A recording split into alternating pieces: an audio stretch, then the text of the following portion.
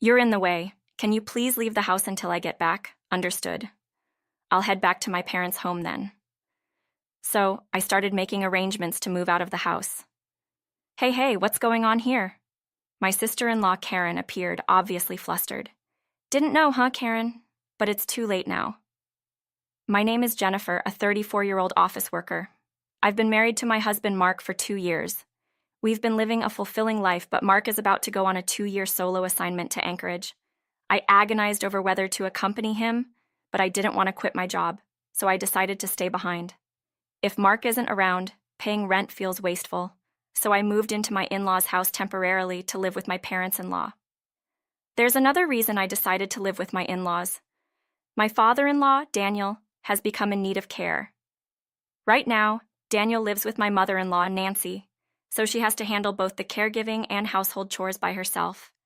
This would drastically increase Nancy's burden, so I thought it would be good if I could move into the in-laws' house and help out with the household chores. Both my parents-in-law were grateful, and it worked out well for Mark and me since we wouldn't have to pay rent. So here I am, living in my in-laws' house.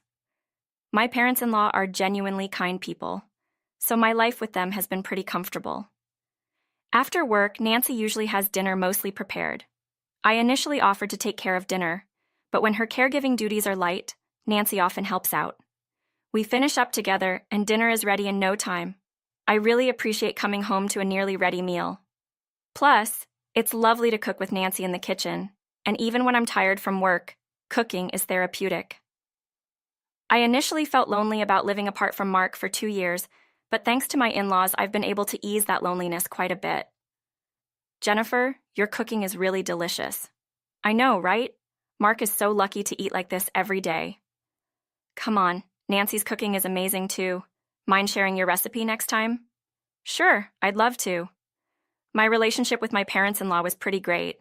I kept in touch with Mark regularly, doing video calls and such. Life at work was smooth sailing, and most days were peaceful and calm. But it wasn't all rosy.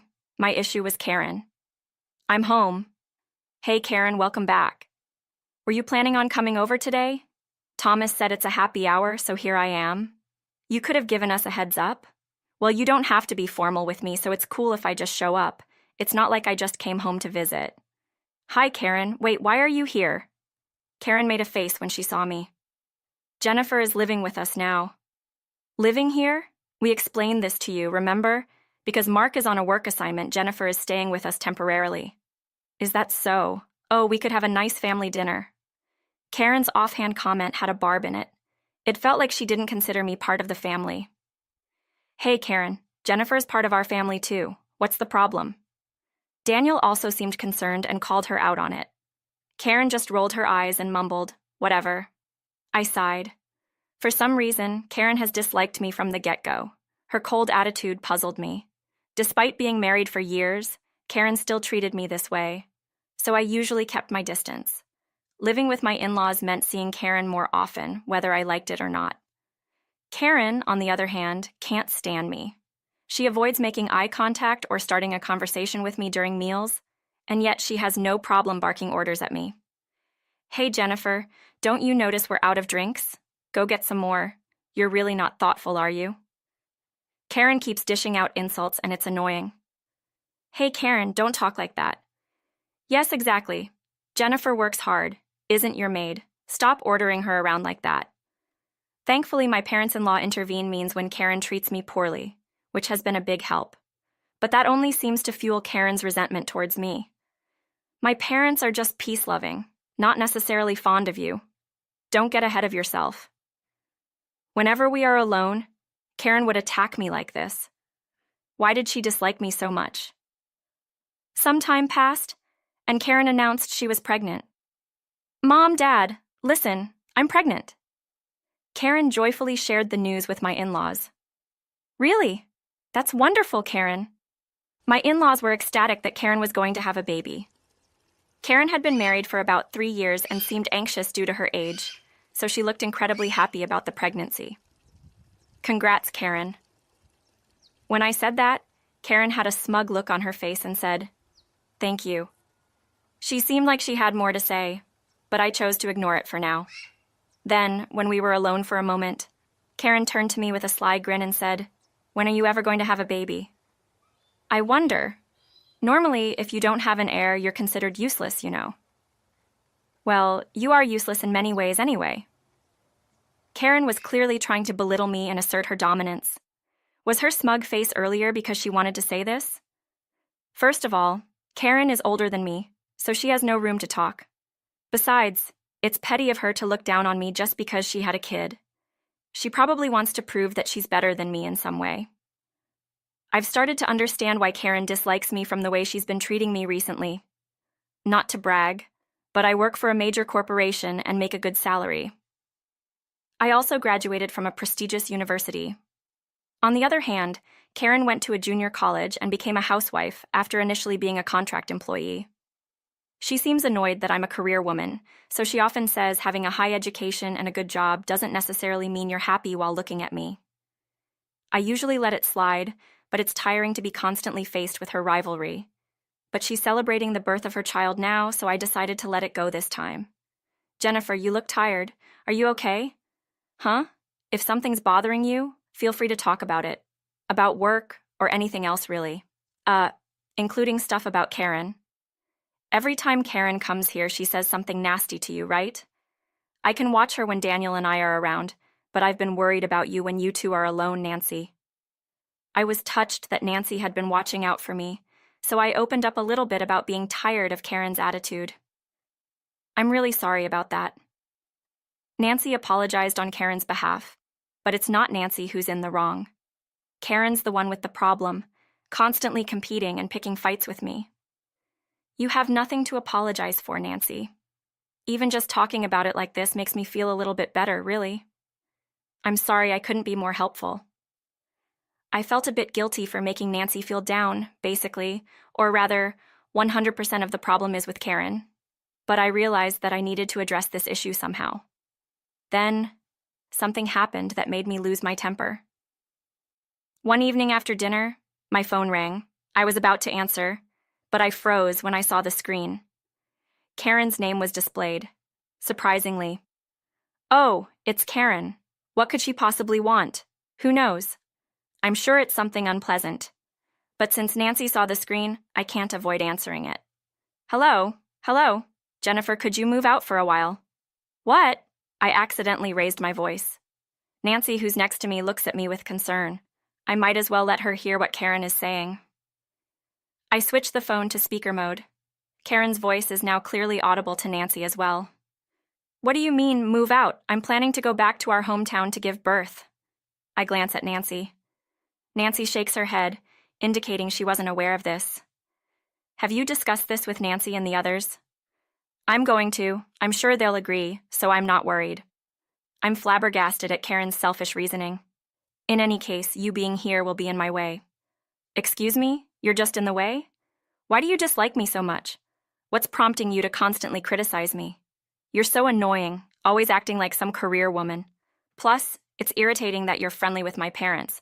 Mom and Dad are just falling for your act. They're clueless, you know?" "Wait, why are you talking like this? Nancy and the others have been so kind to me, and I'm truly grateful." "Huh, I bet you're after Dad's inheritance. All the inheritance will be mine. I have no intention of sharing it with you or Mark." I'm shocked by Karen's words. Nancy, who's been listening, is also speechless. "Karen, that's too much. I thought you cared more about the family, about Daniel and the others." "Huh. Our parents are just cash cows to me. I'll outlive them, so it's only natural."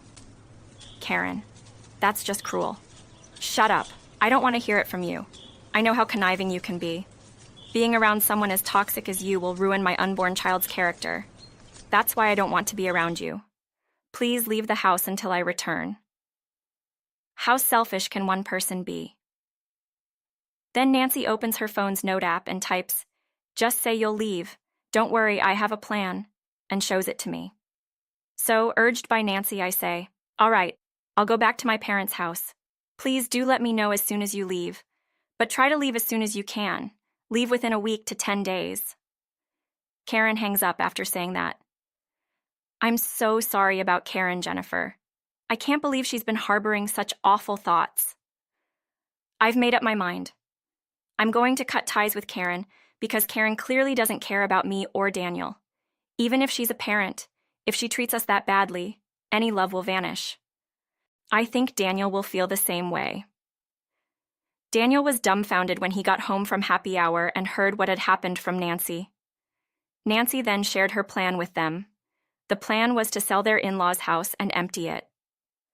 You know, I've always thought this house is too big for just the two of us, and the multiple levels will make it hard as we get older. So I'm thinking of selling it, buying a more accessible condo with the money. Daniel agreed it was a good idea. I also decided to help out with Nancy's plan. I'll start looking for properties. Thank you. Jennifer and I began making arrangements and preparations for moving. I contacted Mark to explain the situation. Mark was taken aback, but ultimately agreed. We quickly finished moving. Everything went surprisingly smoothly, and perfect timing. A suitable property became available. The real estate agent said it was a new listing that just met our criteria, and we signed the contract immediately. We moved all our belongings to the new place and put the old house up for sale. All without telling Karen. All of our stuff has been moved. It's finally done, huh? I'll head back to my parents' house right away. Karen sounded delighted. I struggled to contain my laughter, not knowing what would come next from Karen. The next day, it seemed Karen had arrived at her parents' house. She immediately called me. What the heck is going on? Karen was obviously panicking. You really had no clue, huh? What? It's too late now. Daniel and the others have moved. What? I didn't know about this. Why? People usually tell their family when they are moving. It seems Nancy was quite shocked to realize you only saw her as a cash cow. What? You told her? No, I didn't. When you called, Nancy was sitting next to me. We were both curious about why you were calling, so we listened on speaker. Is this some kind of joke? Both Nancy and Daniel said they're done with you. What? What should I do now? I already told Thomas I'm going home to give birth. Not my problem.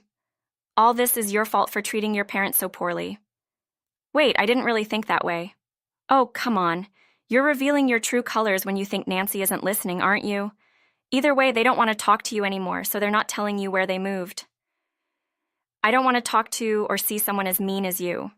What? I'm sorry. Please forgive me. I won't. So you don't have to apologize. Then I'm hanging up, I said, and hung up before Karen could say anything else. Then I blocked her number. My parents-in-law had already blocked her, so our phones were now peacefully quiet. They looked a bit sad, but they were content with their decision to cut off Karen. By the way, my parents-in-law had reported this to Thomas, but it seems Karen had also been disrespectful and financially irresponsible towards Thomas, so even he had enough of her. So it turns out she plans to divorce after giving birth. A few months later, Karen indeed ends up getting served divorce papers. Thomas, who's financially stable, ends up taking custody of the child. Karen can't reach us. We've blocked her calls, and she doesn't even know where we live. She's probably blaming everyone else, feeling sorry for herself right about now. I couldn't care less what Karen is up to or whether she changes her ways.